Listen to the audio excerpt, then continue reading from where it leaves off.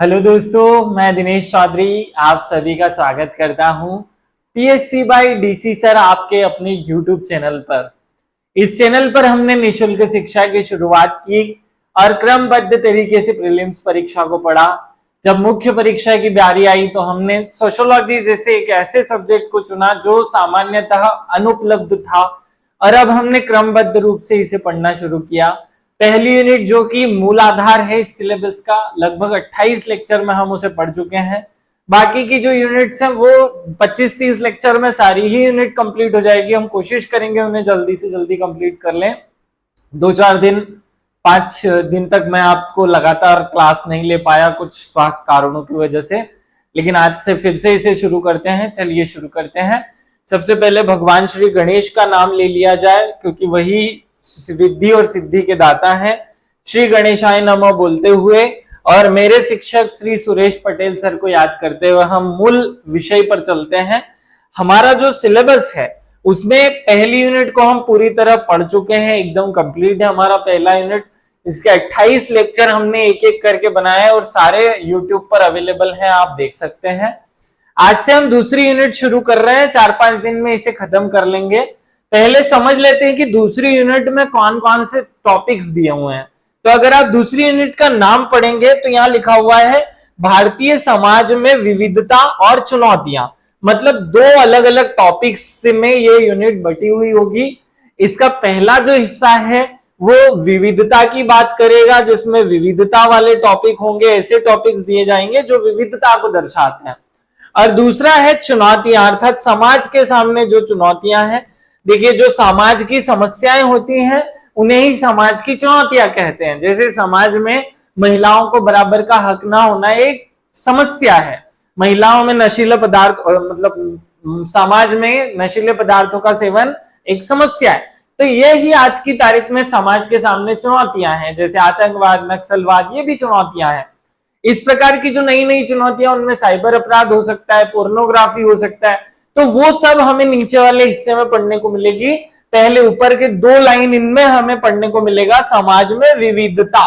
ये बात मैं इतना अच्छे से डिस्क्राइब क्यों कर रहा हूं इसे भी समझ लीजिए, क्योंकि पहला ही पॉइंट जो हमें पढ़ना है वो बहुत कॉमन है, बहुत अच्छा है, लेकिन आपकी समझ होनी चाहिए कि ये पूछना क्या चाह रहा है। देखिए ध्यान से, अगर हम इस टॉपिक को पढ़ेंगे तो यह लिखा है भारतीय समाज की संकल्पना, फिर लिखा है भारत के लोग और विविधता में एकता। अब जब हम पढ़ने जाते हैं तो पहला पॉइंट हमें पढ़ना चाहिए भारत के लोग, लेकिन असली में भारत के लोग तो कोई टॉपिक होता ही नहीं है। भारत के लोग नाम का कोई टॉपिक है ही नहीं भाई। किसी इंसान का नाम या किसी स्थान का नाम कोई टॉपिक नहीं हो सकता है। क्वेश्चन ये हो सकता है कि वहां में भौगोलिक स्थिति, वहां की जनसंख्यात्मक वितरण। तो शुरुआत यहां से समझिए कि ये जो टॉपिक में लिखा हुआ है भारत के लोग, ये मूल टॉपिक नहीं है, ये दूसरे वाले टॉपिक को सहारा देने वाला टॉप पॉइंट है। तो पूरा लाइन जो है, मगर मतलब अगर मैं ये कॉमा हटा दूं तो सीधा बात होगी भारत के लोगों में विविधता में एकता। क्वेश्चन ऐसा होगा, क्वेश्चन को इस रूप में समझना है, ये 2 टॉपिक नहीं है, ये एक ही पॉइंट लिखा हुआ है, भारत के लोगों में विविधता में एकता, ये हमें समझानी है। तो मतलब 2 बातें समझानी होगी, भारत के लोगों में क्या क्या विविधताएं हैं और भारत के लोगों में उन विविधताओं में एकता कैसे है। ये मूल प्रश्न आपके सामने इस पॉइंट के लिए होगा। अब जो लोग पॉइंट्स नहीं समझते हैं, सीधे तौर पर पढ़ने उतर जाते हैं, उनके लिए ये समस्याग्रस्त होगा। वो कॉन्स्टिट्यूशन की भाषा में या इतिहास की भाषा में भारत के लोग भी पढ़ डालेंगे, जबकि भारत के लोग तो कोई टॉपिक है ही नहीं, कोई पढ़ना भी नहीं होता है और इसमें कुछ है भी नहीं। हाँ, अगर किसी को जबरदस्ती उसे खत्म करना है तो उसमें 4 बातें कह करके उसे खत्म कर सकता है, फालतू की कुछ भी बातें लिखी जा सकती है, कही जा सकती है, लेकिन एग्जाम में ऐसा कोई पॉइंट प्रश्न के रूप में बने, ऐसी पॉसिबिलिटी शून्य है, एकदम 0 है। हमें समझना है कि यहाँ पूरी बात ऐसे लिखी हुई है, भारत के लोगों में विविधता में एकता, ये हमें मूल रूप से पढ़ना है। चलिए शुरू करते हैं। भारत के लोगों में विविधता में एकता का अर्थ क्या होता है, इसे हम समझ लेते हैं। हम समझे कि भारतीय समाज में विभिन्नता और एकता, ये 2 तत्व हैं। पहला तत्व हमें विभिन्नता पढ़नी है, दूसरा तत्व हमें एकता पढ़नी है। अब यहां भी ध्यान रखिएगा, उसने विभिन्नता क्या होती है ये कॉन्सेप्ट नहीं पूछा है। बहुत सारे लोग यहाँ विभिन्नता के कॉन्सेप्ट समझा देंगे, बहुत सारे लोग एकता के कॉन्सेप्ट समझा देंगे, नहीं। केवल भारतीय समाज के रेफरेंस में बताना है कि कौन कौन सी विभिन्नताएं भारतीय समाज में पाई जाती है और उन विभिन्नताओं में एकता किन कारणों से बनी हुई है, ये हमें समझना है। पहले भूमिका कैसे लिखेंगे, तो मैं इसे एक प्रश्न ही मान लेता हूं कि मान लीजिए आपसे एग्जाम में एक प्रश्न पूछ लिया है, भारतीय समाज में विभिन्नता में एकता को स्पष्ट कीजिए। अगर ऐसा कोई 6 नंबर 10 नंबर में प्रश्न पूछ लिया जाए तो क्या आंसर करना है? भारतीय समाज एवं संस्कृति की एक अनूठी विशेषता है विविधता में एकता। क्या विशेषता है भारतीय समाज की? विविधता में एकता। इस विशेषता ने ही इसे अनंत काल से अब तक जीवित रखा है। भारत में प्रजाति, धर्म, संस्कृति, भाषा आदि आधारों या इन सभी के आधारों पर विभिन्नताएं पाई जाती हैं, लेकिन इन विभिन्नताओं के होते हुए भी संपूर्ण राष्ट्र एकता का दर्शन कराता है और यही उसकी एकता को प्रदर्शित करती है।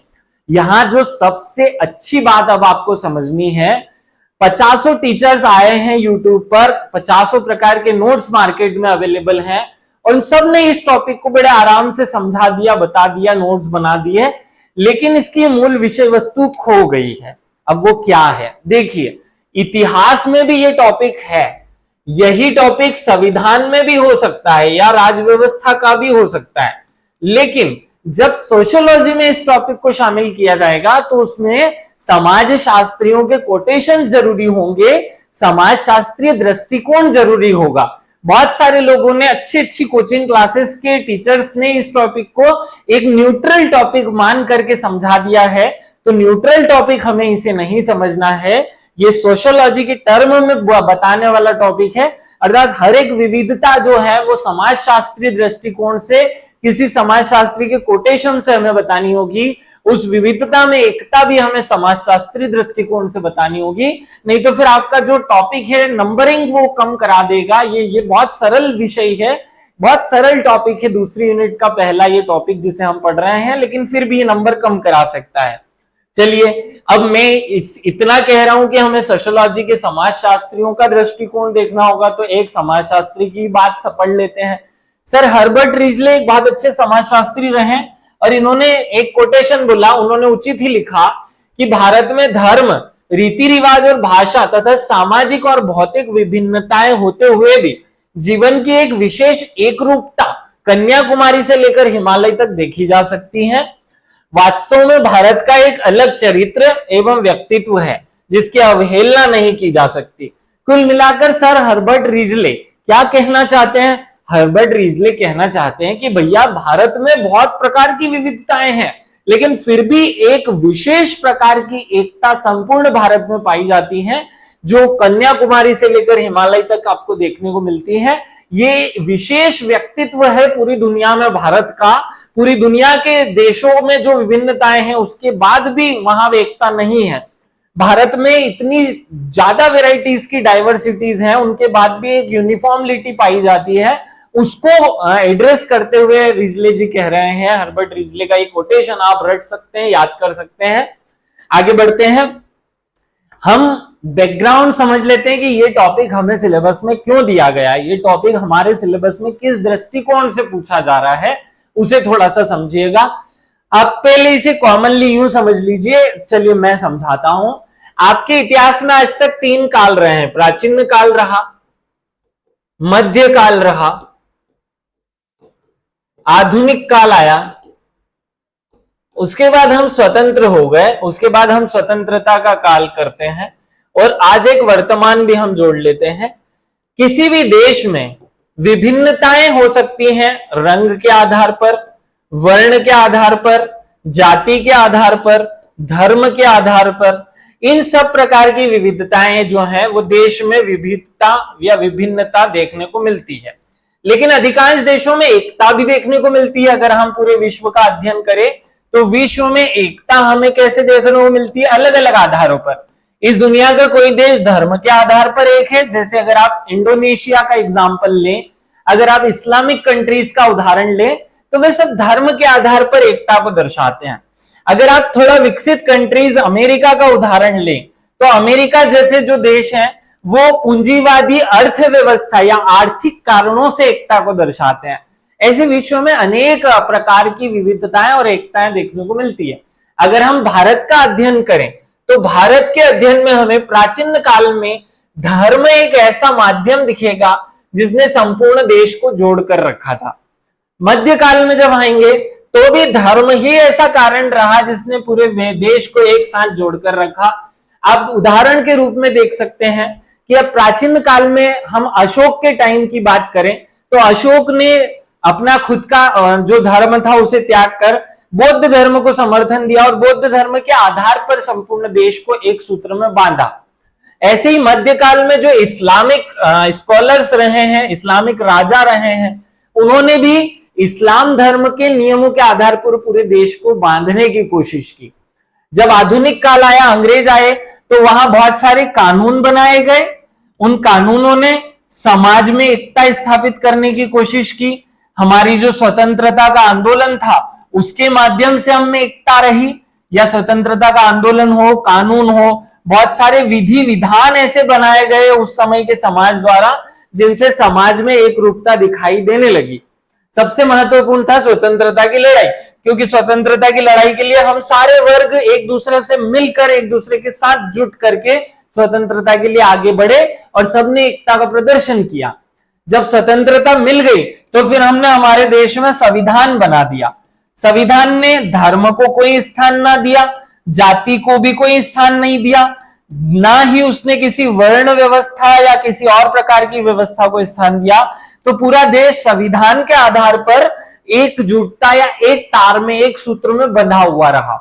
लेकिन वर्तमान में ऐसी कौन कौन सी चीजें हैं जो हमारे देश को एक सूत्र में बांध देती है या बांध रहे हैं, उन्हीं पर हमें विचार करना है। इसे एक बार इस रूप में देखें। पिछले 5000 वर्षों से यह समाज खंडित रहा और खंडित होकर भी किसी न किसी भांति अपने आप को बनाए रखा। कहना यह चाह रहे हैं कि पिछले 5000 वर्ष का इतिहास अगर हम भारत का देखें तो समाज अलग अलग टुकड़ों में, अलग अलग प्रकार से, कभी कभी राजतंत्रों में, कभी कभी गणतंत्रों में, कभी कभी नौकरशाही तंत्रों में, कभी कभी किसी और रूप में समाज अलग अलग टाइप से खंडित रहा, टुकड़ों टुकड़ों में बटा रहा, लेकिन फिर भी इसने अपने आप को बनाए रखा। मतलब हुआ कि इस समाज में कुछ शक्तियां या कुछ ताकतें या कुछ संस्थाएं ऐसी बरकरार हैं जो भारत को कमजोर करते हुए छोटे छोटे टुकड़ों में तोड़ती रही। लेकिन वहीं पर एक ऐसी प्रकार की संस्थाएं भी रही होंगी जो इसे बनाए रखने में जिम्मेदार रही। समाज में अपनी निरंतरता को धर्म, जाति, संयुक्त परिवार जैसी संस्थाओं ने बनाए रखा और भारत को उसी अस्तित्व के रूप में या उसी रूप में जिंदा रखा जिस रूप में भारत का निर्माण हुआ था। तो कुल मिलाकर यहां कहा जा रहा है कि धर्म, जाति, संयुक्त परिवार ऐसी कुछ संस्थाएं थी जिन्होंने पूरे भारत को जिंदा रखा या भारत को बनाए रखा, टूटने नहीं दिया। अगर प्राचीन काल की बात की जाए, प्राचीन काल के उदाहरण अगर हम देखें तो प्राचीन काल में हमें धर्म ऐसा कारण दिखेगा। धर्म राज्य एक अंग था, धर्म राज्य का एक अंग था। अशोक जैसे राजा ने बौद्ध धर्म के माध्यम से संपूर्ण भारतीय समाज को एक सूत्र में बांध दिया। वैसे ही मध्यकाल के जो बादशाह रहे, इस्लामिक स्कॉलर्स रहे, उन्होंने भी लोगों को एकता की ढाल जो है वो धर्म को बनाया और धर्म के आधार पर ही इस्लाम या इस्लाम के आधार पर ही देश को बांधे रखा। जब अंग्रेज आए तो उनके समय भी ऐसा ही हुआ। देश में धर्म ना रहा, लेकिन देश को बांध रखने के लिए उन्होंने अनेक सामाजिक विधान, सामाजिक कानून, आवागमन के साधन, संचार के साधन, शिक्षा के साधनों का विकास किया, जिससे लोग एक दूसरे से जुड़े रहे, एक दूसरे से जुड़ने की भावना उनमें आती रही। जब स्वतंत्रता प्राप्ति के बाद देश संपूर्ण परिवेश बदल गया, तब हम अब राज्य का ना तो कोई धर्म रहा, मतलब जो पहले बांधने का आधार था धर्म, वो भी नहीं रहा। अब जातियों को भी मान्यता नहीं मिली, अस्पृश्यता भी समाप्त कर दी गई, उसे कानूनी जुर्म बना दिया गया। संयुक्त परिवारों का भी विघटन हो चुका है। मूल रूप से कहा यह जा रहा है कि वे सभी चीजें जो समाज को एक सूत्र में बांधती थी, अब तो वो है ही नहीं। केवल एक चीज संविधान हमारे पास विद्यमान है, लेकिन क्या केवल संविधान ही जिम्मेदार है पूरे संपूर्ण भारत को एकता के सूत्र में बांधने के लिए? तो आज की तारीख में प्रश्न यह है कि ऐसी कौन कौन सी विषय वस्तुएं, ऐसी कौन कौन सी संस्थाएं हैं, ऐसी कौन कौन सी चीजें हैं जो संपूर्ण समाज को एक सूत्र में बांधती है? यही आज मूल प्रश्न है और इस टॉपिक में, इस वीडियो में हम इसी को एलोबरेट करेंगे, इसी पॉइंट को पढ़ेंगे। अब हम कैसे पढ़ने वाले हैं उसे समझ लीजिए। पहले हम संपूर्ण भारत में विविधताओं को देखेंगे, अलग अलग प्रकार की, फिर उन विविधताओं में एकता को देखेंगे और फिर इस टॉपिक को कंक्लूड करेंगे। चलिए शुरू करते हैं यात्रा हमारी। अब हम भारत में जो अलग अलग प्रकार की विविधताएं और अलग अलग प्रकार की एकताएं पाई जाती हैं उनको देख लेते हैं। पहले भारत में कौन कौन सी विविधता पाई जाती है। पहले विविधता है हमारे देश में भौगोलिक आधार पर, भौगोलिक स्थलाकृति की विविधता है। भाषा और बोलियों का अलग अलग विषय सिस्टम चलता है। अलग अलग धर्म के पुलिंदे हैं हमारे देश में, विभिन्नताओं का पैकेजेस पाए जाते हैं। धर्म के अलग अलग प्रकार के धर्म हैं, अलग अलग प्रकार की धार्मिक शाखाएं हैं। जैसे इस्लाम में शिया और सुन्नी है, वैसे ही जैन और बौद्ध में श्वेतांबर पीतांबर के रूप में, ऐसे ही हिंदू धर्म में शैव धर्म या वैष्णव धर्म या इसके अलावा अनेक शाखाएं पाई जाती हैं। और कौन कौन सी विविधताएं हैं? प्रजातीय आधार पर या रेसेस के आधार पर है, कास्ट के आधार पर भी विविधता है, संस्कृति के आधार पर भी प्रतिस्पर्धी मांगे हैं, प्रतिस्पर्धा है सभी संस्कृतियों में, और लोगों में फिर भी विविधता का जश्न है या विविधता को वो इंपॉर्टेंस देते हैं। लघु छोटी छोटी परंपराएं हैं, हमारा अस्तित्व ही विभिन्नता पर टिका हुआ है, वो कुछ बेसिक कारण है। और क्षेत्रीय अंतर विरोध, ऐसे कुछ 10 मिलाकर के टॉपिक्स हमने निकाले हैं जो भारत में विविधता को प्रेजेंट करते हैं। अब देखते हैं कौन कौन सी चीजें एकता देती है। वैश्वीकरण और बाजार व्यवस्था भारत को एकता देते हैं। औद्योगिकरण और दफ्तरशाही समाज एकता देते हैं। धर्मनिरपेक्ष एकता, आजादी की लड़ाई, समान नातेदारी व्यवस्था, धार्मिक एकता, सामाजिक संस्थाएं और व्यवसायिक एकता, ये सब चीजें भारत को एकता भी प्रदान करती है। पहले हम देखेंगे विविधताओं को और फिर हम देखेंगे एकताओं को, उन विविधताओं में कैसे एकता बनी हुई है। चलिए शुरू करते हैं। अब एक एक पॉइंट को हम डिस्क्राइब करते चलते हैं। सबसे पहले पॉइंट पे आते हैं भौगोलिक स्थलाकृति। भौगोलिक स्थलाकृति भारत में बहुत विविध रूप से है। कैसे? इसे हम 2-3 रूप में जान ले। देखिए, भूगोल की जो भी टर्मिनोलॉजीज होती है वो आप यहाँ यूज कर सकते हैं। जैसे भारत में एक स्थान ऐसा पाया जाता है जहां बहुत वर्षा होती है, भारत में एक स्थान ऐसा है जहां बहुत कम वर्षा होती है। जैसे चेरापूंजी में 1102 सेंटीमीटर वर्षा होती है, तो वहीं जो राजस्थान है वहां के कुछ क्षेत्रों में 5 सेंटीमीटर वर्षा होती है।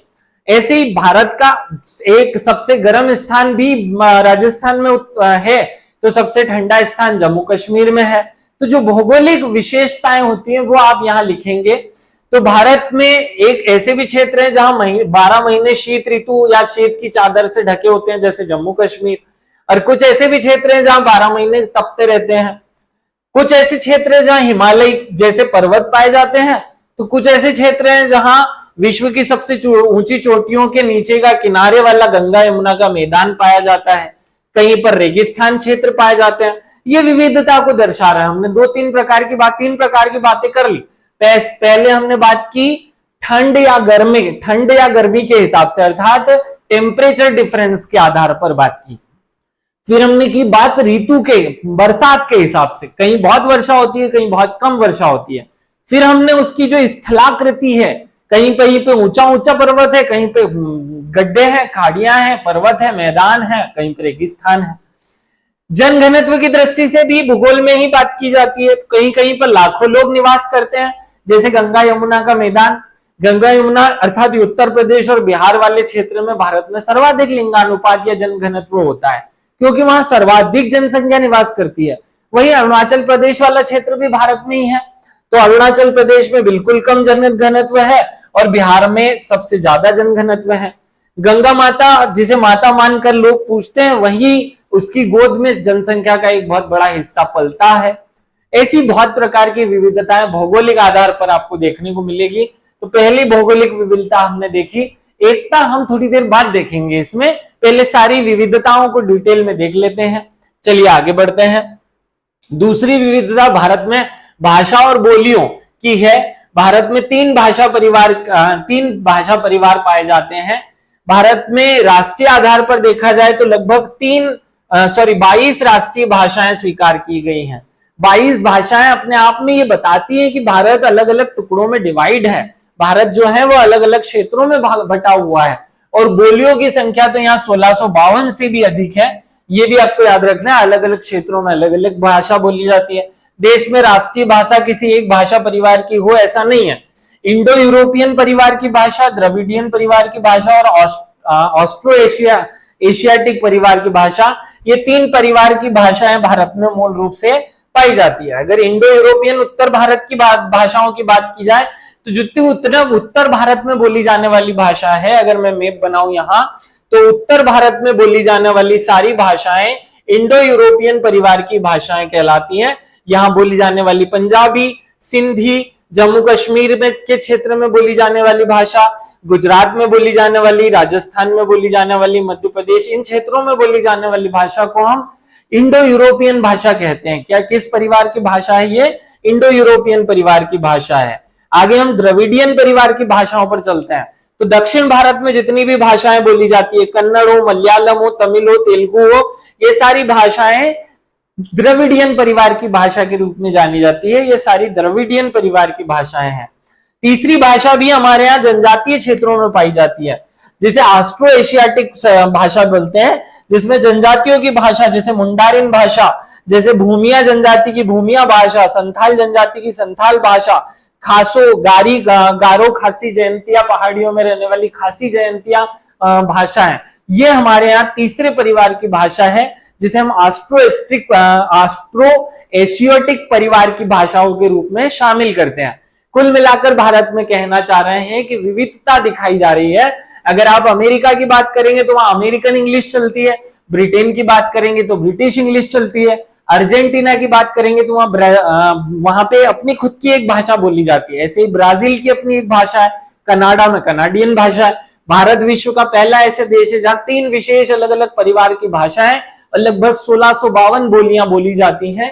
याद रखिएगा ये पॉइंट, ये विविधता को दर्शाता है। अगर इसे ही देखें तो भारत में जो राज्यों का निर्माण है, राज्यों का संगठन है, वो भी भाषा के आधार पर किया गया। आप सबको पता है कि 1953 में जब फजल अली आयोग बनाया गया, तो फजल अली आयोग या राज्य पुनर्गठन आयोग, फजल अली आयोग या राज्य पुनर्गठन आयोग जो बनाया गया था, वो इसी आधार पर बनाया गया था कि भाषा के आधार पर लोगों को 2 भागों में बांटना है। खैर उसने भाषा के आधार पर इस मांग को स्वीकार नहीं किया, लेकिन आंध्र प्रदेश जैसे पहले राज्य का गठन ही भाषा के आधार पर हुआ। महाराष्ट्र की सरकारी भाषा जैसे मराठी बनी, गुजरात में गुजराती है। तो उत्तर भारत के लोग द्रविड़ भाषा परिवार से कोई सरोकार नहीं रखते, और द्रविड़ भाषा या दक्षिण भाषा परिवार के लोग उत्तर भारत की भाषाओं से कोई सरोकार नहीं रखते। इतनी ज्यादा विविधता है भारत में कि तमिलनाडु के किसी व्यक्ति को हिंदी में कुछ बोलकर सुनाया जाएगा तो समझ नहीं आएगा, और अगर मध्य प्रदेश के किसी व्यक्ति को तमिल भाषा में कुछ बोलकर सुनाया जाएगा तो वो समझ नहीं पाएगा। लेकिन फिर भी भारत में विविधता के होते हुए एकता है। हमने विविधता देख ली, आगे हम एकता देखेंगे। चलिए आगे बढ़ते हैं, तीसरे पॉइंट पे चलते हैं। धर्म विभिन्नताओं का पुलिंदा, ये क्यों कहा जा रहा है? क्योंकि ऐसे क्वेश्चंस बने एग्जाम में, ये पॉइंट क्वेश्चन सीधे रूप में पूछा गया है कि देखो एग्जामिनर का दिमाग है, वो कैसे भी प्रश्न बना सकता है, वो एग्जाम में क्वेश्चन इस आधार पर बना देगा।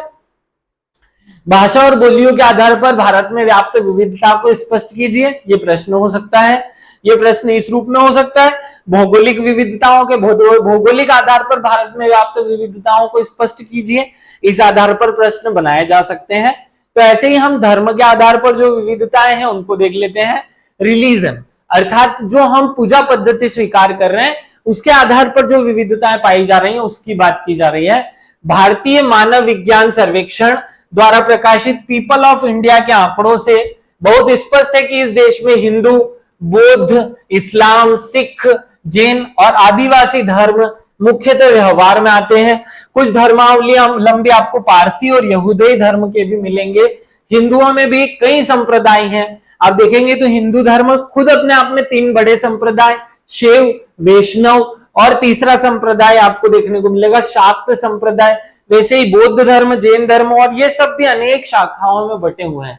तो इतनी ज्यादा विविधताएं भारत में विद्यमान है। साथ में अनेक पंथ, अनेक संप्रदाय, अनेक मत ये भी भारत में व्याप्त हैं, जो धार्मिक विविधता को दर्शाते हैं। अर्थात भारत विभिन्नताओं का, धर्म के आधार पर विभिन्नताओं का एक पुलिंदा है। ये पॉइंट आपको याद रखना है, बहुत महत्वपूर्ण पॉइंट है। चलिए आगे बढ़ते हैं। हमने विविधता देख ली, फिर हम एकता बाद में देखेंगे। आगे पहले हम सारी विविधताएं देखना चाहते हैं। प्रजाति आधार पर विविधता, प्रजाति या रेसेस के आधार पर विविधता। ये प्रजाति होता क्या है? प्रजाति क्या होता है?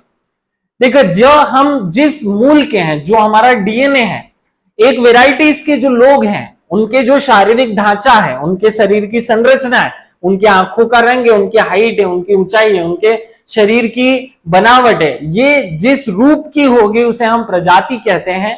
तो संपूर्ण विश्व को प्रजाति के आधार पर भी बांटा जाता है, लेकिन हम भारत को अगर बांटे तो भारत मूलतः 3 प्रजातियों में बांटा जाएगा, ऑस्ट्रेलाइट, मंगोलाइट और निग्रेटो। ये 3 रूप में हम बांट सकते हैं, लेकिन भारत में हम थोड़ा और डीप में चलते हैं।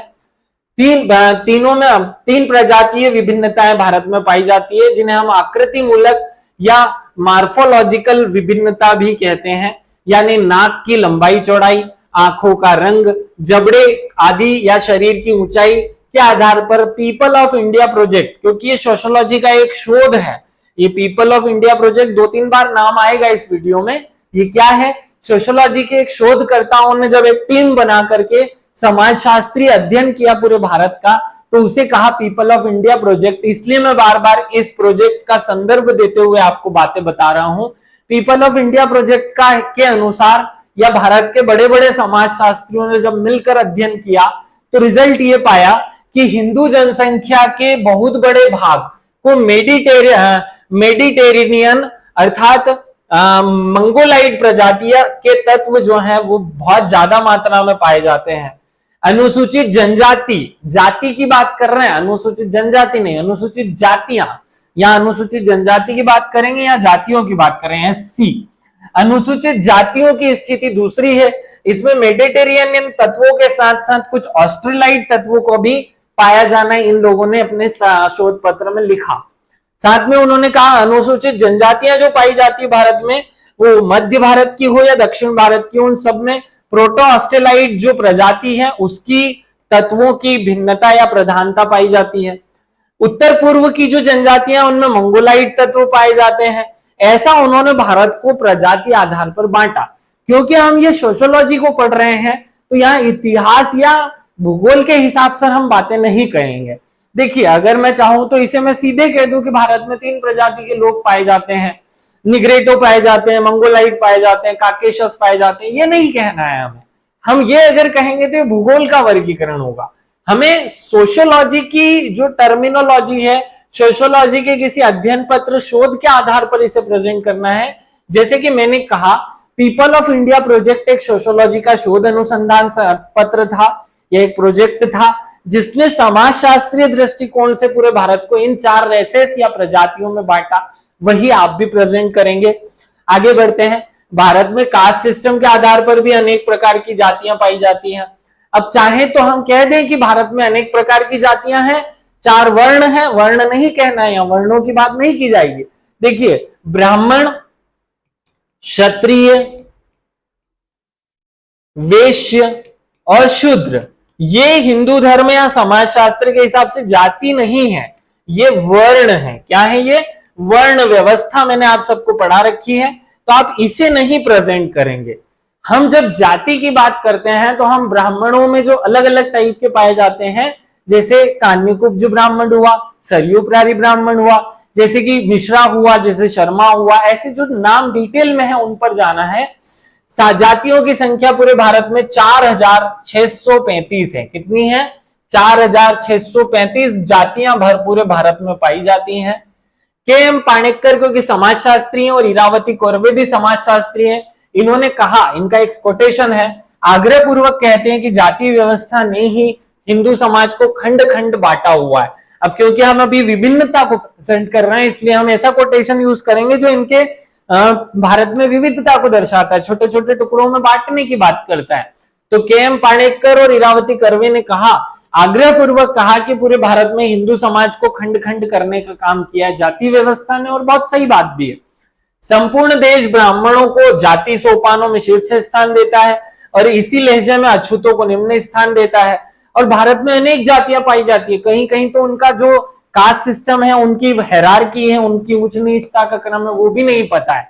लेकिन फिर भी भारत में 4635 जातियां पाई जाती हैं, जो भारत में व्याप्त विभिन्नता को दर्शाती है। तो अगर आपसे ऐसी कोई बात पूछी जाए तो समाजशास्त्रीय दृष्टिकोण से आप 4635 ही लिखेंगे, चार जातियों के नाम मत लिख देना, ये वर्ण है, जातियां नहीं है, याद रखिएगा। और आगे बढ़ते हैं, सांस्कृतिक क्षेत्र की बात करते हैं। कल्चरल एरिया, कल्चर एरिया में बहुत प्रतिस्पर्धी मांगे हैं, एक दूसरे का कल्चर एडॉप्ट किया जा रहा है। उसमें भी देखें तो भारतीय मानव शास्त्रीय सर्वेक्षण के अनुसार भारत में 91 सांस्कृतिक क्षेत्र हैं। देखिए, जैसे हम पढ़ते हैं मध्य प्रदेश में मालवा एक अलग संस्कृति है, निमाड़ एक अलग संस्कृति है, बुंदेलखंड एक अलग संस्कृति है, बघेलखंड एक अलग संस्कृति है। तो जैसे पूरे मध्य प्रदेश को 4 सांस्कृतिक क्षेत्रों में बांटा जा सकता है, वैसे ही पूरे भारत को, अगर मैं पूरे भारत की बात करूं तो संपूर्ण भारत को 91 सांस्कृतिक क्षेत्रों में बांटा जा सकता है। किसमें बांटा जा सकता है? 91 सांस्कृतिक क्षेत्रों में बांटा जा सकता है। आप उदाहरण के रूप में केवल मध्य प्रदेश के ही नाम लिखें तो ज्यादा अच्छा रहेगा। जैसे मध्य प्रदेश में हम देखें तो मालवा एक अलग संस्कृति है, निमाड़ एक अलग संस्कृति है सांस्कृतिक आधार पर, बुंदेलखंड एक अलग संस्कृति है, बघेलखंड एक अलग संस्कृति है। केवल ये 4 ही संस्कृतियां मध्य प्रदेश में पाई जाती हैं और कोई संस्कृति आपको देखने को नहीं मिलेगी। तो ऐसा पूरे भारत में 91 प्रकार के सांस्कृतिक क्षेत्र जो हैं वो विद्यमान है, याद रखिएगा। और वो भी हम भारतीय मानव शास्त्रीय सर्वेक्षण के आधार पर कह रहे हैं। मध्य प्रदेश के मालवा का आम आदमी समझता है कि निमाड़ की संस्कृति मालवा से जुदा है। राजस्थान का जनजातीय क्षेत्र भली प्रकार जानता है कि थार के रेगिस्तान की जो संस्कृति है वो दक्षिणी राजस्थान से अलग है। वैश्वीकरण का जाल न्यूयॉर्क से चलकर देश के दूर दराज गांव तक आ गया, फिर भी स्थानीय पहचान जो है वो अपनी बनी हुई है। आप देखेंगे तो भले ही से हम संपूर्ण भारत में एक जैसे मोबाइल फोन, एक जैसे कपड़े पहनते हैं, लेकिन फिर भी कहीं ना कहीं सांस्कृतिक विभिन्नता आपको मालवा और निमाड़ या गुजरात और गुजरात के कच्छ और बाकी के गुजरात, राजस्थान के दक्षिणी क्षेत्र और भीली क्षेत्र, इनमें डिफरेंस देखा जा सकता है क्योंकि अलग अलग संस्कृतियां हैं। तो आप देख सकते हैं कि मैकडोनल्ड जहां चल रहा है वहीं साथ में छोले भटूरे भी उसकी पहचान लिए हुए साथ में चलते हैं। और भारत में इस प्रकार की विविधता या सांस्कृतिक विविधता भी विद्यमान है। आगे बढ़ते हैं। जब हम आगे बढ़ते हैं तो अगली विविधता हमें देखने को मिलेगी लोगों में विविधता का जश्न। People celebrating diversity completing demands. क्या है ये बात? देखो, भारत में जो विविधता है उससे लोग परेशान नहीं है। यहाँ लोग एक दूसरे के साथ भेदभाव नहीं कर रहे हैं। यहाँ मालवा का व्यक्ति जब निमाड़ में जाता है तो निमाड़ की चटनी को बड़े चाव के साथ खाता है। निमाड़ का कोई व्यक्ति या मालवा का कोई व्यक्ति जब बुंदेलखंड में जाता है तो मुझे पता है कि बुंदेलखंड में क्या मिलता है। बुंदेलखंड में समोसे के स्थान पर कुछ अलग प्रकार का पकवान मिलता है। बुंदेलखंड का व्यक्ति जब मध्य प्रदेश में आता है या मालवा में आता है तो मालवा में वो पोहे खाना भूलता ही नहीं है, तो वो बड़े अच्छे से एंजॉय करता है। वो भौगोलिक संस्कृति या विविधता को देखता नहीं है, उनकी भाषा के आधार पर डिवाइड करने नहीं बैठता है, वो उनकी संस्कृति से सीखता है, उसे अपना समझता है। इन सब में विविधताएं हैं लेकिन फिर भी हम उसे सेलिब्रेट करते हैं। देश के विभिन्न क्षेत्रों में रहने वाले लोग अपनी पृथक पहचान रखते हैं। क्षेत्रीय देश की सामाजिक संरचना को नया स्वरूप देती है, क्षेत्रीयता देश की सामाजिक संरचना को नया स्वरूप देती है। फिर भी भारत एकता का प्रदर्शन करता है। कोई भी बुंदेली व्यक्ति कभी भी मालवा में आकर के पोहे खाने से परहेज नहीं करता या उसे पोहे पसंद आने लगते हैं। ऐसे ही मालवा का कोई व्यक्ति जब बुंदेलखंड में जाता है तो वहां की जो डिशेस हैं, वहां के जो खान पकवान हैं, वहां के जो शब्दावलियां हैं, वहां के जो व्यवहार हैं, उसे अपनाने की कोशिश करता है। यही हम विविधता को प्रेजेंट कर रहे हैं। आगे बढ़ते हैं, एक नया हम कॉन्सेप्ट आपके सामने रख रहे हैं, लघु परंपराओं का बढ़ता हुआ महत्व। एक सोशियोलॉजिस्ट थे, स्पेशल नाम में ले रहा हूं, मैकिम मेरियट। नाम क्या है? मैकिम मेरियट। मैकिम मेरियट नाम के समाजशास्त्री ने लघु परंपरा इस शब्द को फेमस किया और उन्होंने लिटिल ट्रेडिशन कह करके इसे पुकारा। मैकिम मेरियट ने किशनगढ़ गांव के अध्ययन में लघु परंपरा अर्थात लिटिल ट्रेडिशन की उदाहरणों को प्रस्तुत किया। और तब से जब भी हम भारत में विविधता की बात करते हैं तो लिटिल ट्रेडिशंस या छोटी लघु परंपराएं शब्द जरूर आता है। हो सकता है यहाँ से 2 नंबर के प्रश्नों में लिटिल परंपरा, लिटिल ट्रेडिशन शब्द आ जाए, लघु परंपराएं शब्द आ जाए। देश का संपूर्ण ग्रामीण जीवन स्थानीय संस्कृति के हिसाब से चलता है। अगर हम पूरे भारत में देखें तो 6 लाख गांव हैं। आप देखेंगे तो 6 लाख गांवों में कुछ न कुछ विविधताएं विद्यमान है। हर एक गांव की अपनी एक व्यवस्था है, हर एक गांव में मंदिर, मस्जिद, बोलने का तरीका, रहने का तरीका, व्यवहार करने का तरीका या अपने सांस्कृतिक मूल्य, परंपराएं, सब कुछ अलग अलग मिलेंगी। अगर हम इस आधार पर देखें तो भारत 6 लाख भागों में बटा हुआ है, लेकिन फिर भी सब में एकता पाई जाती है। यही कहना चाह रहे हैं। अपनी बस्ती के देवी देवताओं को पूजते हैं, तीज त्योहार मनाते हैं और महान परंपरा केवल एक शास्त्रीय और किताब परंपरा मात्र रह गई है। मतलब हम जो विविधता है उसकी बात तो इतने स्तर पर भी कर सकते हैं कि भारत 6 लाख टुकड़ों में बढ़ जाए, क्योंकि हमारे देश में हर एक छोटे छोटे स्थान पर लघु परंपराएं पाई जाती हैं और जो एक गांव की परंपरा है उसे हम लघु परंपरा के नाम से पुकार रहे हैं। उस गांव की परंपरा अन्य गांव की परंपराएं, रीति रिवाजों, व्यवहारों, व्यवहार सारी चीजों से, संरचनाओं से अलग होगी। तो इसे हमारे मैकिम मेरियट समाज शास्त्री ने स्पेशली फोकस करते हुए प्रेजेंट किया है, याद रखिएगा। आगे बढ़ते हैं। हमारा अस्तित्व ही विभिन्नता पर है। अगर हम पूरे भारत की बात करें तो पूरा भारत का अस्तित्व ही विभिन्नता पर टिका हुआ है। ऐसा प्रश्न आ सकता है, भारत का अस्तित्व ही विभिन्नताओं पर टिका हुआ है, स्पष्ट रूप से व्याख्या कीजिए या इस कथन के संदर्भ में व्याख्या कीजिए। ऐसा कोई प्रश्न आपके एग्जाम में बन सकता है, आप उनके लिए अलर्ट रहें। भारतीय समाज जीवन के हर क्षेत्र में सहिष्णु है, हमें सब कुछ स्वीकार है, हम सभी को अपना लेते हैं। हम यह जानते हैं कि राजपूत मांसाहारी हैं, इसमें हमें कोई विरोध नहीं, फिर भी हम राजपूतों को स्वीकार करते हैं क्योंकि हम विभिन्नता को अपनाने के लिए तैयार हैं। इसे और दूसरे ढंग से देख लें, भारत की संस्कृति ऐसी रही है जिसने बाहर से आने वाले हर एक गुण को अपने आप में आत्मसात किया। जब अंग्रेज आए तो हमने उनसे अंग्रेजी टॉयलेट सीख ली, अंग्रेजी भाषा सीख ली, ट्रेन उनसे ली, कार उनसे ली, बस उनसे ली, संचार के साधन उनसे सीखे, लेकिन हमने अपने आप के अस्तित्व को नहीं खोया। और यही हमारी पहचान है। हमारी पहचान यह है कि हम दूसरी चीजों से परहेज नहीं करते, हम किसी बाहरी चीज को अपनाने से परहेज कभी नहीं करते। जो भी आता है उसे हम एक्सेप्ट करते हैं, लेकिन हम अपने मूल तत्वों को कभी नहीं भूलते। ये भारतीय संस्कृति की पहचान है और इसी रूप में इस पॉइंट को प्रेजेंट किया जाए कि भारतीय संस्कृति की एक मूलता है, मूल तत्व इसमें है कि ये दूसरी चीजों से कभी घबराती नहीं है। दूसरे की जब भी कोई चीज आती है ये फटाफट उसे एक्सेप्ट करके अपने आप को समृद्ध बनाती है, ना कि उससे दूरी बनाकर अपने और उसके बीच में एक दीवार बना लेती है, एक वॉल क्रिएट करती है। आगे बढ़ते हैं। अब हम विविधता में एकता की बात करने वाले हैं। अभी तक हमने जो 9-10 पॉइंट देखे वो पूरे भारत में विविधता कैसे बनी हुई है, कैसे विविधताएं पाई जाती हैं, उन पर फोकस करने वाली थी। अब हम यहां से शुरू करने वाले एकता की बातें। भारत में जो विविधता हमने देखी उनमें कैसे एकता विद्यमान है उन पर फोकस करते हैं। चलिए आगे बढ़ते हैं। यूनिटी ऑफ इंडियन सोसाइटी या भारतीय समाज में एकता। यह सही है कि भारतीय समाज में कई विभिन्नताएं हैं और इन विभिन्नताओं को बनाए रखने वाली कई संस्थाएं भी हैं। इस देश में कई लोग आए, कई लोगों ने अपना देश बना लिया। आर्य और द्रविड़ दोनों ही इस देश के भागीदार हैं।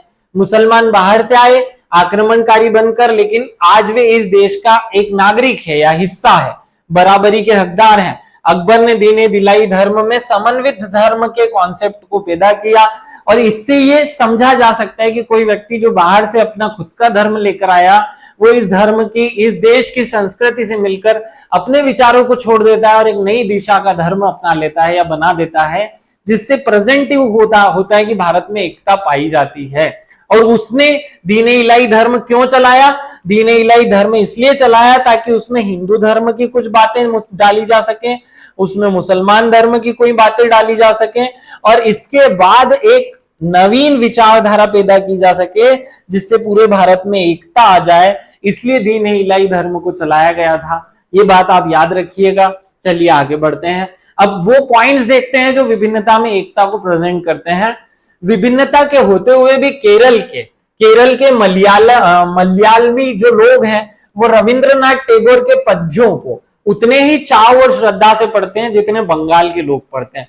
देखिए, रविंद्रनाथ टैगोर पश्चिम बंगाल के निवासी थे, लेकिन आमार सोनार बांग्ला या उनकी जो गीतांजलि है, उनकी जो बाकी की गोरा है, उनकी जो किताबें हैं, वो आज भी केरल में उतने ही चाव से पढ़ी जाती हैं जितने चाव से पश्चिम बंगाल के लोग पढ़ते हैं। आगे इसी रूप में हम बात करें, लखनऊ का जो उर्दू जबान का मुसलमान है या उर्दू जबान का जो शायर है, उसे पूरे भारत में हिमालय से लेकर या जम्मू कश्मीर से लेकर केरल तक उसी रूप में स्वीकार किया जाता है, उसी हर्ष के साथ सुना जाता है। ऐसे ही लखनऊ के जो सुब्रमण्यम भारती नामक कवि हैं, उनको भी हर भारतीय को गुनगुनाते हुए देखा जा सकता है। उर्दू जुबान के लोग उन्हें गुनगुनाने में बिल्कुल परहेज नहीं करते, या हिंदू जुबान के लोग मिर्जा गालिब की गजलों को गुनगुनाने में बिल्कुल परहेज नहीं करते।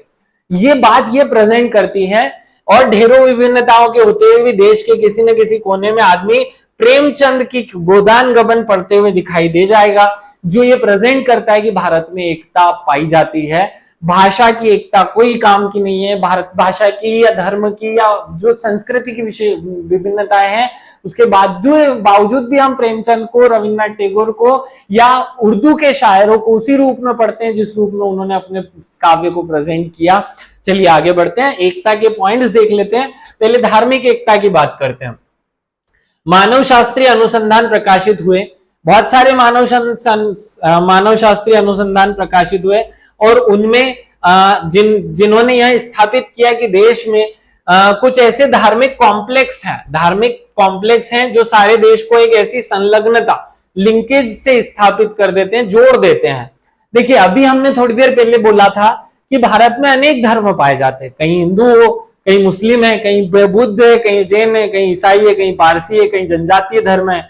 अब हम कह रहे हैं कि एकता भी तो है, वही धर्म भी तो लोगों को एक दूसरे के साथ जोड़ रहा है। जैसे अगर हम हिंदू धर्म की बात करें तो हिंदू धर्म के जो 4 धाम हैं, बद्रीनाथ, केदारनाथ, ये वाले जो धाम हैं वो चारों दिशाओं में पाए जाते हैं। आप देखेंगे तो पूरे भारत के नक्शे पर 4 धाम 4 अलग अलग दिशाओं में है। दक्षिण में आपको रामेश्वरम मिलेगा, तो यहाँ पर उत्तर में आपको गुजरात में स्थापित एक अलग धाम मिलेगा, उत्तर में आपको बद्रीनाथ केदारनाथ मिलेगा, और यहाँ पर आपको जगन्नाथपुरी मिलेगा। तो इस प्रकार से 4 धाम चारों मठों के रूप में भारतीय या हिंदू धर्म के लोगों को आपस में जोड़ देते हैं, या इन सब रूप में वो एक दूसरे को जोड़ते हैं। सेम पैटर्न आपको मुस्लिम धर्म में, सेम पैटर्न आपको ईसाई या बौद्ध धर्म में भी मिलेगा, जो धर्म के आधार पर लोगों को जोड़ने का काम करते हैं। हम यहाँ कह रहे हैं कि अनेक मानव शास्त्रीय अनुसंधान प्रकाशित हुए जिन्होंने यह स्थापित किया कि देश में ऐसे बहुत सारे धार्मिक कॉम्प्लेक्स हैं जो सारे देश में एक जैसी संलग्नता अर्थात लिंकेज, लोगों को एक स्थान से दूसरे स्थान तक जोड़ने का काम करते हैं। यह सब तीर्थ एक ही कड़ी की तरह है जो स्थानीय समाज को राष्ट्रीय समाज के साथ जोड़ते हैं। आदि शंकराचार्य संपूर्ण देश में 4 कोनों पर ही 4 मठों की स्थापना इसीलिए किए कि धर्म के आधार पर अगर कभी कोई विविधता आती भी है तो उसे यही धर्म दूर भी कर ले, या यही धर्म चारों दिशाओं के लोगों को एक साथ में जोड़ दे। देखिए, दक्षिण भारत में रामेश्वरम जाने पर जो उत्तर भारत के लोग हैं वो तमिल भाषा ना जानते हुए भी वहां की यात्रा करते हैं और अपने धर्म को स्वीकार करते हैं। तमिल के लोग जब महाकालेश्वर या 12 ज्योतिर्लिंगों में से किसी एक ज्योतिर्लिंग की बात हो या गुजरात में स्थित सोमनाथ की बात हो, तो हम जब गुजरात जाते हैं तो गुजराती भाषा ना आते हुए भी वहां के लोगों से संस्कृति से परिचित होते हैं, उनसे घुलते मिलते हैं, उनसे पहचान करते हैं, जो भारत में एकता स्थापित करने का एक माध्यम है। इस रूप में आप इसे प्रेजेंट करेंगे। आगे बढ़ते हैं, भाषाई एकता। अभी हमने भाषाई एकता की बात की, लिंग्विस्टिक, कि भाई रविंद्रनाथ टैगोर जो कि बंगाली भाषा के कवि थे, उन्हें केरल के मलयाली लोग भी पढ़ते हैं और कन्नड़ लोग भी पढ़ते हैं। वैसे ही केरल के जो कवि हैं उन्हें भारत के अन्य क्षेत्रों में भी पढ़ा जाता है। हिंदुस्तानी भाषा ने जिसे हम फिल्मी हिंदुस्तान भी कह सकते हैं, देश को एक ही सूत्र में बांध दिया। अब देखिए, भाषाएं जो हैं, आप देखेंगे कि अभी कुछ दिन पहले बाहुबली नाम की एक मूवी रिलीज होती है। बाहुबली वास्तव में तमिलनाडु में बनाई गई या दक्षिण भारत की एक मूवी थी, लेकिन उसे सबसे ज्यादा सराहा उत्तर भारत में गया। तो ये क्या प्रेजेंट करता है कि अगर दक्षिण भारत की कोई मूवी है जिसे उत्तर भारत में सर्वाधिक देखा जा रहा है, या पुष्पा मूवी की बात की जाए, तो आप या तो पुष्पा का उदाहरण ले लें या बाहुबली का उदाहरण ले लें या केजीएफ का उदाहरण ले लें, ये ऐसी मूवीज हैं जिन्होंने उत्तर भारत और दक्षिण भारत की डिस्टेंस को जीरो कर दिया। पुष्पा को जितना उत्तर भारत के लोगों ने देखा उतना ही दक्षिण भारत के लोगों ने देखा। वैसे ही चेन्नई एक्सप्रेस मूवी को जितना उत्तर भारत ने देखा उतना ही दक्षिण भारत ने देखा। तो इस प्रकार से सिनेमा ने इन सब दूरियों को कम किया। कला की अपनी कोई निजी भाषा नहीं होती। दक्षिण भारत का संगीत या वहां का नृत्य देश को पूरे देश को भाता है।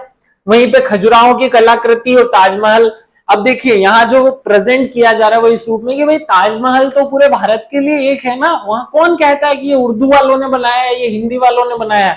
ऐसे ही खजुराहो या सांची स्तंभ या मध्य प्रदेश में पाया जाने वाला कोई और धार्मिक स्थल या कोई सांस्कृतिक स्थल, वो सब लोग घूमने जाते हैं, सब लोग वहां के पर्यटक बनते हैं।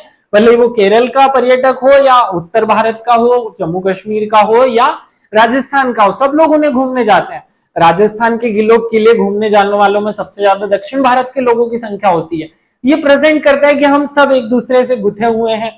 किसी भी भाषा को बोलते हो उसे सभी समझते हैं। आप कोई सी भी भाषा बोलो, किले के पत्थर हो या ताजमहल के जो दीवारें हैं, वो सभी एक प्रकार की भाषा बोलते हैं। और ये कला भारत में एक विशेष प्रकार की एकता को जन्म देती है। फिल्मों ने तो भारत के भाषा के क्षेत्र में क्रांति ही ला दी है। भाषा की कोई दीवार भारतीय लोगों को आपस में बांट नहीं पा रही है। भारतीय फिल्म जगत ने या भारतीय कला संस्कृति ने सारी दीवारों को तोड़ दिया है और इस प्रकार एक नवीन एकता भारत में स्थापित हुई है। ये पॉइंट आप याद रखिएगा। आगे बढ़ते हैं।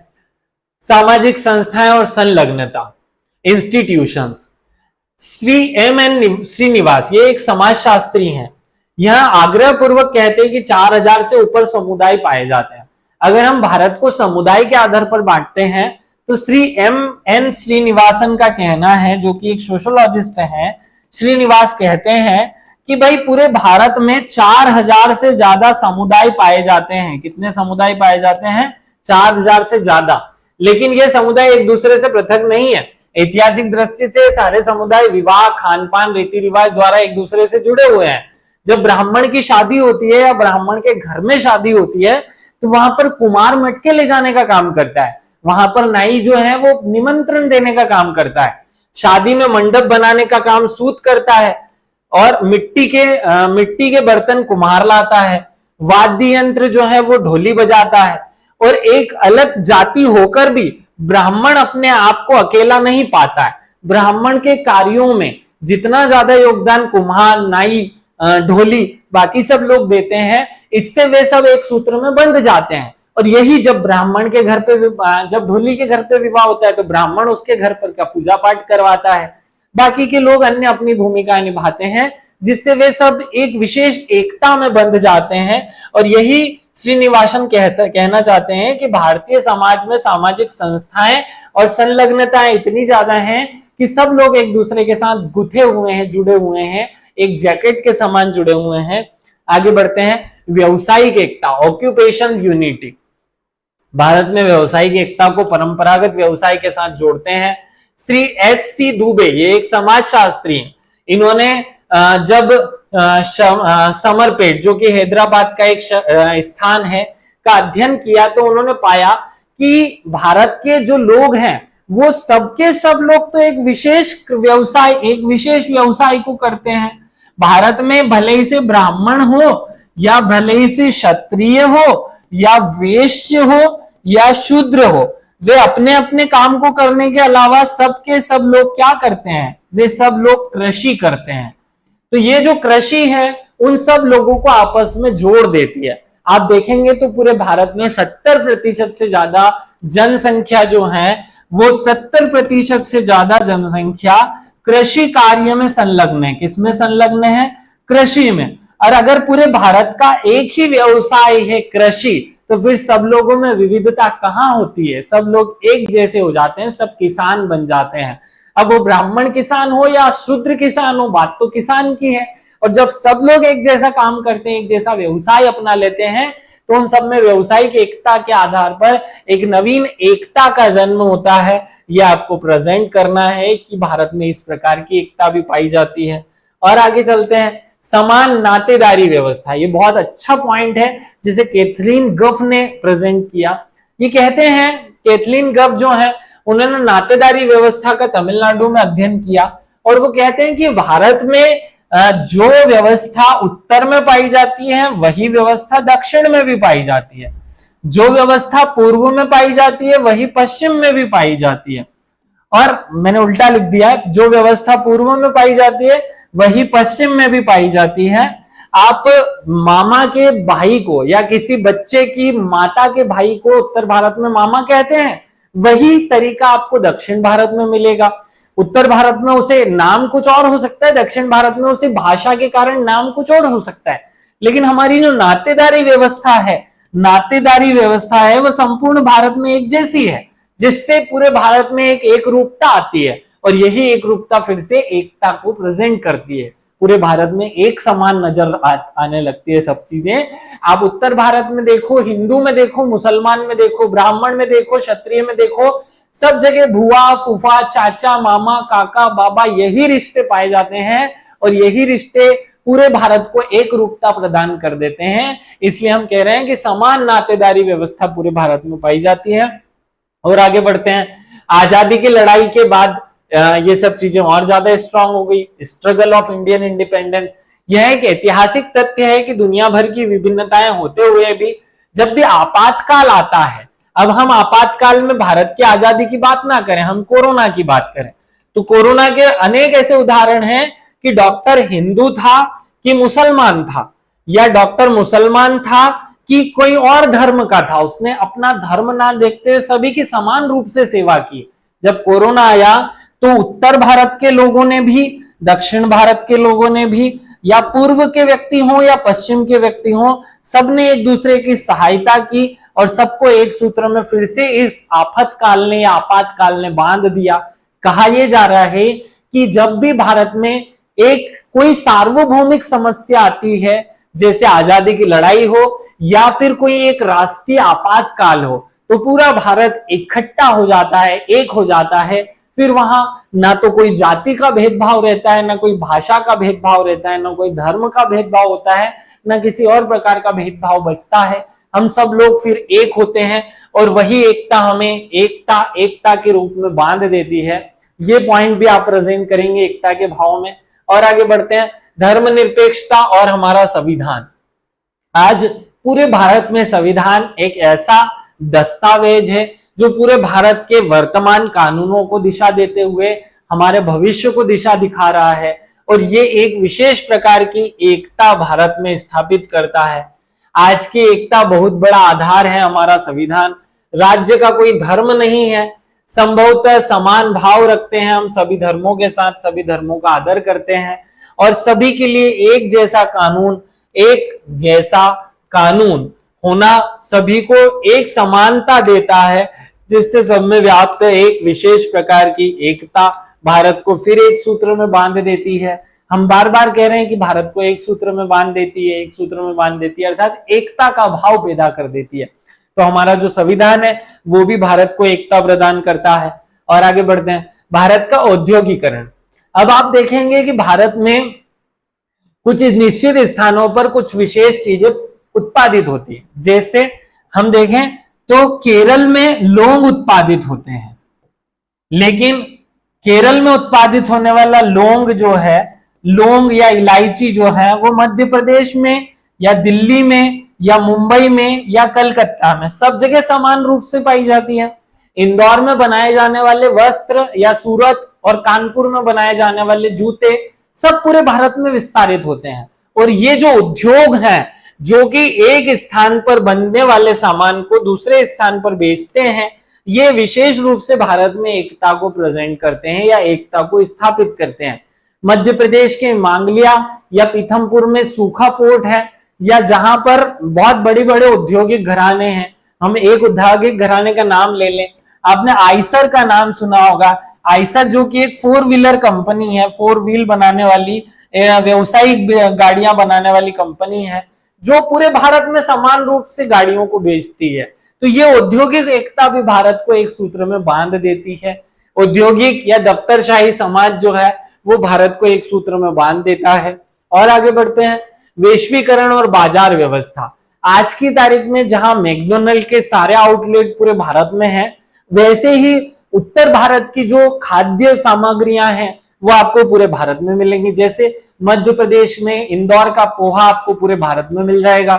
दक्षिण भारत में जो साउथ इंडियन डिश है, इडली हो या डोसा हो या कुछ भी, वो आपको पूरे भारत में मिलेंगी। हम उदाहरण देख सकते हैं, आपने ICH का नाम सुना होगा, इंडियन कैफे हाउस। ये पूरे भारत में व्याप्त है, और पूरे भारत में जब ये व्याप्त है तो ये पूरे भारत को एक जैसा रूप दे देते हैं, क्योंकि पूरे भारत में आपको कहीं पे भी इडली डोसा खाने को मिल जाएगा, पूरे भारत में आपको कहीं पे भी सेव खाने को मिलेगी, पूरे भारत में आपको सब जगह आलू भुजिया खाने को मिलेगी या आलू बड़े समोसे खाने को मिलेगा, जो वो भारत में एक बाजार व्यवस्था का रूप दे करके पूरे भारत को एक रूपता दे देते हैं।